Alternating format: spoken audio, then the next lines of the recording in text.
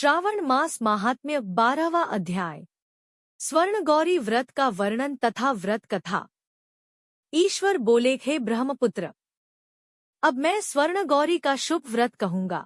यह व्रत श्रावण मास में शुक्ल पक्ष तृतीया तिथि को होता है। इस दिन प्रातःकाल स्नान करके नित्य कर्म करने के बाद संकल्प करें और 16 उपचारों से पार्वती तथा शंकर जी की पूजा करें।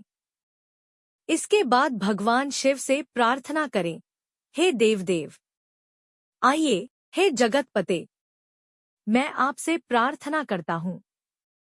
हे सुरसत्तम, मेरे द्वारा की गई पूजा को आप स्वीकार करें। इस दिन भवानी पार्वती की प्रसन्नता और व्रत की पूर्णता के लिए दंपतियों को 16 वायन प्रदान करें और द्विजश्रेष्ठ की प्रसन्नता के लिए मैं यह वायन प्रदान करता हूँ, ऐसा कहें। चावल के चूर्ण के 16 पकवानों से 16 बांस की टोकरियों को भरकर तथा उन्हें वस्त्र आदि से युक्त करें और पुनः 16 द्विज दंपतियों को बुलाकर इस प्रकार कहते हुए प्रदान करें, व्रत की संपूर्णता के लिए मैं ब्राह्मणों को यह प्रदान कर रहा हूँ। मेरे कार्य की समृद्धि के लिए सुंदर अलंकारों से विभूषित तथा पतिव्रत्य से सुशोभित ये शोभामयी सुहागिन स्त्रियां इन्हें ग्रहण करें।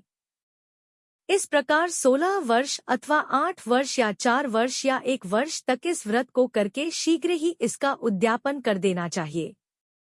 पूजा के अनंतर कथा का श्रवण करके वाचक की विधिवत पूजा करनी चाहिए। सनत कुमार बोले, हे प्रभो, इस व्रत को सर्वप्रथम किसने किया, इसका महात्म्य कैसा है और इसका उद्यापन किस प्रकार करना चाहिए, वह सब आप मुझे बताएं।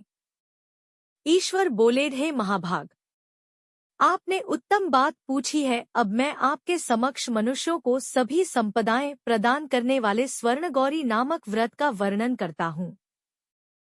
पूर्वकाल में सरस्वती नदी के तट पर सुविला नामक विशाल पुरी थी। उस नगरी में कुबेर के समान चंद्रप्रभ नामक एक राजा था।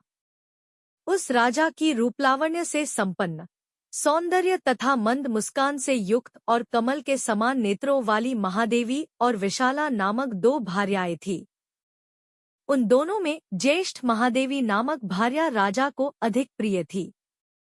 आखेट करने में आसक्त मन वाले वे राजा किसी समय वन में गए और सिंहों, शार्दूलों, सूकरों, वन्य भैंसों तथा हाथियों को मारकर प्यास से आकुल होकर उस घोर वन में इधर-उधर भ्रमण करते रहे। राजा ने उस वन में चकवाचकवी तथा बत्तखों से युक्त, भ्रमरों तथा पिकों से समन्वित और विकसित मल्लिका, चमेली, कुमुद तथा कमल से सुशोभित अप्सराओं का एक सुंदर सरोवर देखा। उस सरोवर के तट पर आकर उसका जल पीकर राजा ने भक्तिपूर्वक गौरी का पूजन करती हुई अप्सराओं को देखा। तब कमल के समान नेत्रों वाले राजा ने उनसे पूछा, आप लोग यह क्या कर रही है? इस पर उन सब ने कहा, हम लोग स्वर्णगौरी नामक उत्तम व्रत कर रही हैं। यह व्रत मनुष्यों को सभी संपदाएं प्रदान करने वाला है। हे नृपश्रेष्ठ, आप भी इस व्रत को कीजिए। राजा बोले, इसका विधान कैसा है और इसका फल क्या है? मुझे यह सब विस्तार से बताएं। तब वे सारी स्त्रियां बताने लगी, हे राजन, यह स्वर्णगौरी नामक व्रत श्रावण मास की शुक्ल पक्ष की तृतीया को किया जाता है। इस व्रत में भक्तिपूर्वक अत्यंत प्रसन्नता के साथ पार्वती तथा शिव की पूजा करनी चाहिए। पुरुष को 16 तारों वाला एक डोरा दाहिने हाथ में बांधना चाहिए। स्त्रियों के लिए बाएं हाथ में या गले में इस डोरे को बांधना चाहिए। यह सब सुनने के बाद संयत चित्त वाले राजा ने भी उस व्रत को संपन्न करके 16 धागों से युक्त डोरे को अपने दाहिने हाथ में बांध लिया। उन्होंने कहा, हे देव देवेशी, मैं इस डोरे को बांधता हूँ। आप मेरे ऊपर प्रसन्न हो और मेरा कल्याण करें। इस प्रकार देवी का व्रत करके वे अपने घर आ गए। राजा के हाथ में डोरा देखकर ज्येष्ठ रानी महादेवी ने पूछा और सारी बात सुनकर वह राजा के ऊपर अत्यंत कुपित हो उठी। राजा ने कहा, ऐसा मत करो, मत करो। लेकिन रानी ने उस डोरे को तोड़कर बाहर एक सूखे पेड़ के ऊपर फेंक दिया। उस डोरे के स्पर्श मात्र से वह वृक्ष पल्लवों से युक्त हो गया।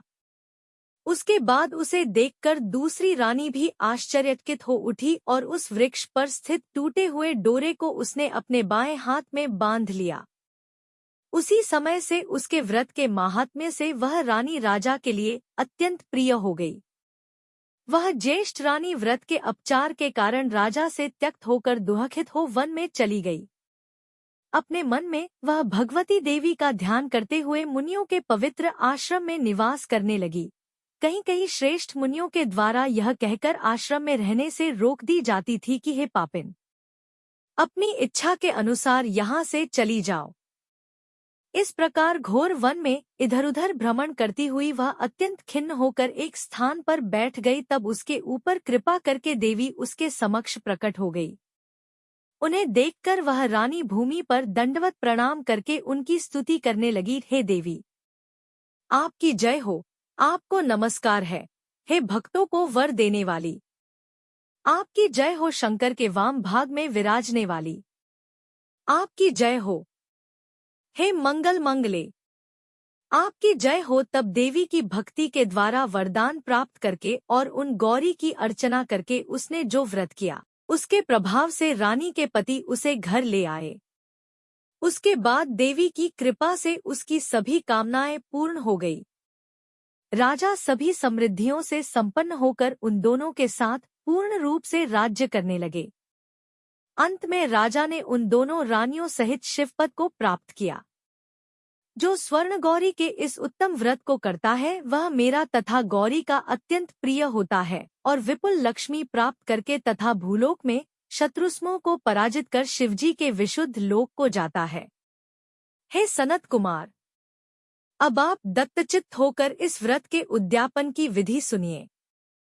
चंद्रमा तथा ताराबल से युक्त शुभ तिथि तथा शुभ वार में एक मंडप बनाकर उसके मध्य में अष्टदलकमल के ऊपर धान्य रखकर उस पर एक कुंभ स्थापित करें। पुनः उसके ऊपर 16 पल प्रमाण का बना हुआ एक तिलपूरित ताम्रमय पूर्ण पात्र रखे और उस पर पार्वती शंकर की 2 प्रतिमाएं स्थापित करें। शिवजी की प्रतिमा श्वेत वर्ण के 2 वस्त्रों तथा शुक्ल वर्ण के यज्ञोपवीत से सुशोभित हो। उसके बाद वेदोक्त मंत्रों से विधिपूर्वक उनकी प्रतिष्ठा करें और भली भांति पूजा करके रात्रि में जागरण करें। इसके अनंतर प्रातःकाल पूजा करने के बाद होम करें। सर्वप्रथम ग्रह होम करके प्रधान होम करें।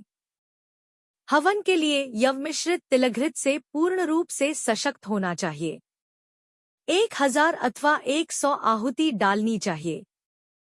उसके बाद वस्त्र, अलंकार तथा गौ के द्वारा आचार्य की पूजा करनी चाहिए और वायन प्रदान करना चाहिए। इसके बाद ब्राह्मणों को भोजन कराना चाहिए, साथ ही 16 दंपतियों को भी भोजन कराना चाहिए। अपने द्रव्य सामर्थ्य के अनुसार उन्हें भूयसी दक्षिणा देनी चाहिए। अंत में हर्षोल्लास से युक्त होकर बंधुजनों के साथ स्वयं भोजन करना चाहिए। इस प्रकार श्री स्कंद पुराण के अंतर्गत ईश्वर सनत कुमार संवाद में श्रावण मास महात्म्य में तृतीया में स्वर्ण गौरी व्रत कथन नामक 12वां अध्याय पूर्ण हुआ।